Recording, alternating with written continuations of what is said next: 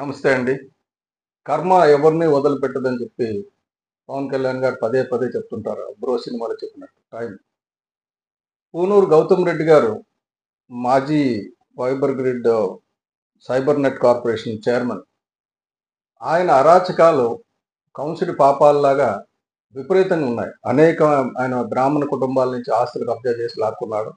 ఒక బ్రాహ్మణ కుటుంబం నుంచి లాక్కోవడానికి ప్రయత్నించినప్పుడు ఆవిడ పేరు విజయలక్ష్మి, గండూరు విజయలక్ష్మి గారు. ఆమె భర్త కొనుక్కున్న జిరాయితీ భూమిని బలవంతంగా కబ్జా చేసి దౌర్జన్యం చేస్తుంటే, ఆమె కుమారుడు గండూరు ఉమామహేశ్వర శాస్త్రి అమెరికాలో ఉద్యోగం చేస్తున్నవాడు. ఉన్నతమైన ఉద్యోగాన్ని వదిలి ఇండియాకి వచ్చి ఇప్పటికి దాదాపు 7 ఏళ్ళు, ఒక 4 ఏళ్ళు కోర్టు కచేరీ చేసిన తర్వాత కోర్టులో ఆయనకు ఊరట లభించింది. కోర్టు ఆ స్థలాన్ని ఖాళీ చేసి ఆయనకు అప్పచెప్పమని చెప్తే, అప్పటి కమిషనర్లు, కలెక్టర్లు కూడా డిమాలిషన్ ఆర్డర్ వేసి ఆర్డర్ చేతికిచ్చి మనుషుల్ని ఇచ్చి పంపిస్తే ఆ యంత్రాలు వెనుదిరిగాయి. ఎందుకంటే అంతటి అరాచకం.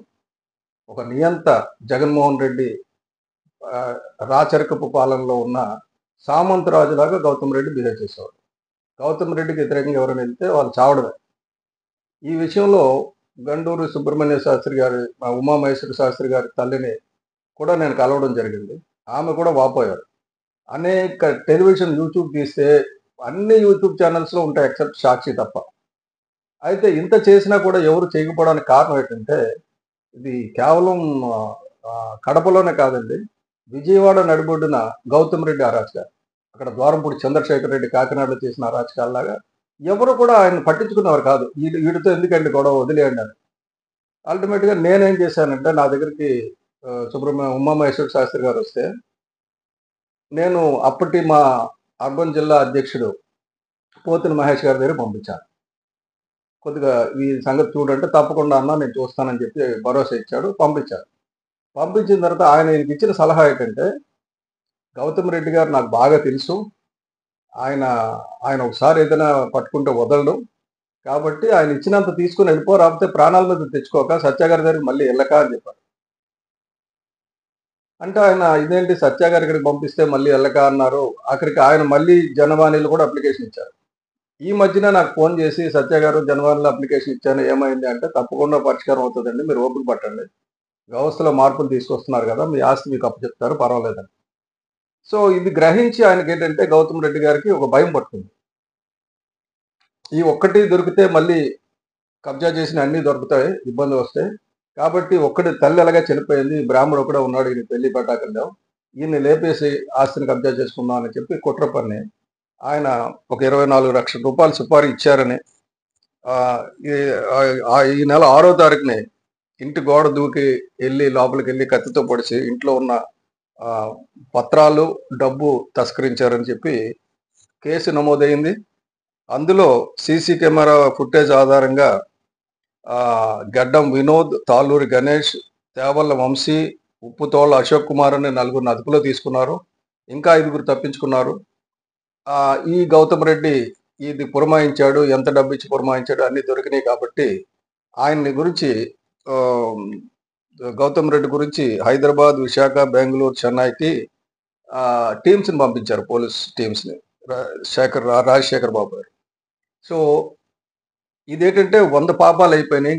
సుబ్రహ్మణ్య శాస్త్రి గారి ద్వారా ఆయన పోరాటం చూస్తే ఎవరికైనా నిజంగా కళ్ళంట నీరు వస్తుందండి. అది మనం సభ్య సమాజంలో ఉన్నామా, ఇక్కడ లా అండ్ ఆర్డర్ ఉందా లేదా అన్నంత బాధ మాకు అనిపించేది.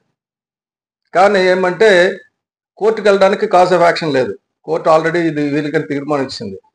కమిషనర్ దగ్గరికి వెళ్ళడానికి లేదు, కమిషనర్ డిమాలిషన్ ఆర్డర్ ఇచ్చాడు, కానీ డిమాలిషన్ అవ్వలేదు. అది పరిస్థితి. అక్కడి నుంచి ఈరోజు నేను ఈ పేపర్లో చూసినప్పుడు నాకు సంతోషం వేసింది. ఏంటంటే, మొత్తానికి ఉమామహేశ్వర శాస్త్రి గారికి ప్రాణాపాయ పరిస్థితి నుంచి ఆయన బయటకు వచ్చారు. ఆయన 7 ఏళ్ల కృషి ఇప్పుడు ఫలిస్తుంది. అదే కాకుండా ఈ గౌతమ్ రెడ్డి చేసిన అనేకమైన పాపాలు బయటకు వస్తాయి. ఆయన పర్మనెంట్గా కటకటాలు లెక్కట్టాల్సి వస్తుంది.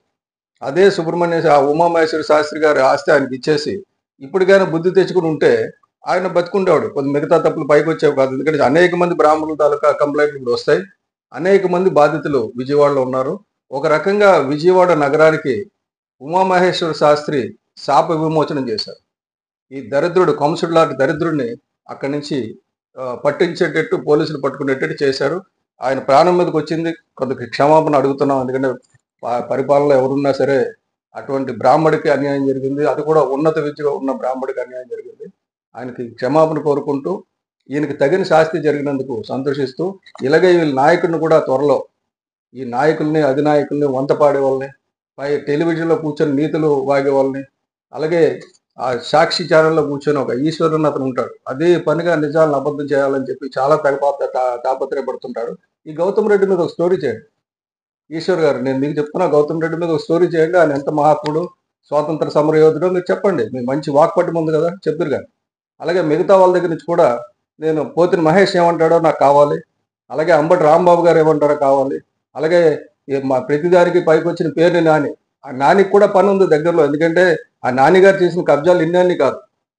మడాడంలో, ఆ ఊర్లో మడాడంలో దోషం చేశాడు, ఆయన మీద దుర్గుణం ఉంది. అన్నిటినీ ప్రతి దాన్ని చిట్టా వేసి చట్టబద్ధంగా వాళ్ళు కోరుకున్న విధంగా లోపలేస్తామని చెప్పి మనవి చేసుకున్నాం. Thank you.